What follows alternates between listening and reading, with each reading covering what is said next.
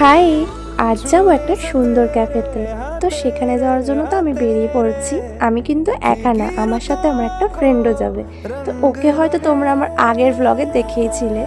যাই হোক, ক্যাফেতে এসে আমার সেখানকার অ্যাম্বিয়েন্স তো খুবই ভালো লেগেছিল।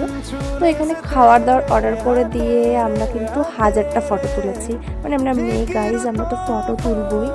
আর এখানে খুব সুন্দর সুন্দর গান চলছিল, সেগুলোই করছিলাম।